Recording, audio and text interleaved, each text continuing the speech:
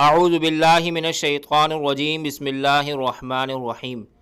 ناظرین گرامی، یقیناً آپ کو یہ جان کر حیرانگی ہوگی کہ لڑکا پیدا ہونے کی چاہت شوہر سے زیادہ بیوی کو ہوتی ہے کہ کسی طرح لڑکا پیدا ہو جائے، اور اس کے لیے ہزاروں بیکار حرکتیں کی جاتی ہیں، جھاڑ پھونک اور تعویذ گنڈے کیے اور کرائے جاتے ہیں، لیکن قدرتی اسباب جو مسبب الاسباب سے سبب کے طور پر لڑکا پیدا ہونے کے لیے اختیار کیے جاتے ہیں، ان اسباب سے ایسے غافل و جاہل رہتے ہیں کہ ان کو کرنے کا پتہ و خیال تک بھی نہیں، اور نہ کوئی عامل کامل اس کو بتاتا ہے۔ بس اللہ تعالیٰ کی توفیق سے چند امور پیش کرتے ہیں، ان امور پر لڑکے کی خواہش مند عمل کریں اور اللہ تعالیٰ سے بھی برابر مانگتے رہیں۔ حالانکہ خود رب کائنات نے اپنی پاکیزہ کتاب میں ارشاد فرمایا ہے کہ آسمانوں و زمینوں کا مالک اللہ تعالیٰ ہے، اور وہ جو چاہتا ہے پیدا کرتا ہے، جس کو چاہتا ہے لڑکیاں دیتا ہے اور جس کو چاہتا ہے لڑکے دیتا ہے، اور جس کو چاہتا ہے لڑکے بھی دیتا ہے اور لڑکیاں بھی، اور جس کو چاہتا ہے بے اولاد بنا دیتا ہے۔ بس آپ اسباب اختیار کریں، کوشش کریں اور مانگتے رہیں، یعنی دعا کریں، یہ مجرب ہے۔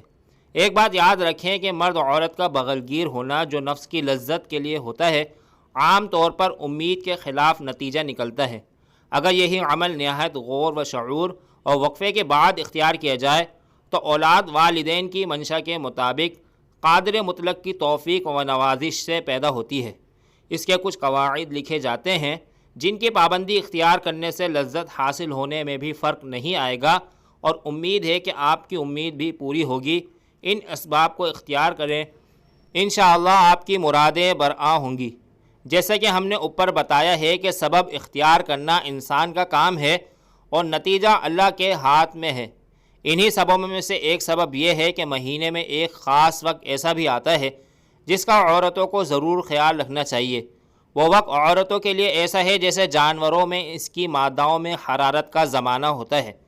حیض سے فارغ ہونے کے بعد رغبت زیادہ ہوتی ہے، کچھ عورتوں کو یہ خواہش پورے ماہ بھی رہتی ہے۔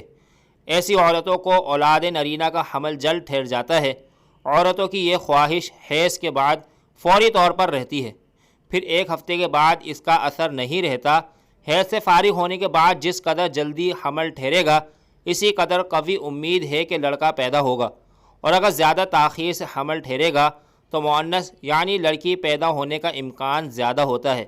اس کے خلاف بھی ہو سکتا ہے اور ہوا بھی ہے، مگر یہ بہت کم واقعات واقع ہوتے ہیں کہ حیض کے دن گزرنے کے فوراً بعد مباشرت سے لڑکی کا عمل ٹھہرا ہو۔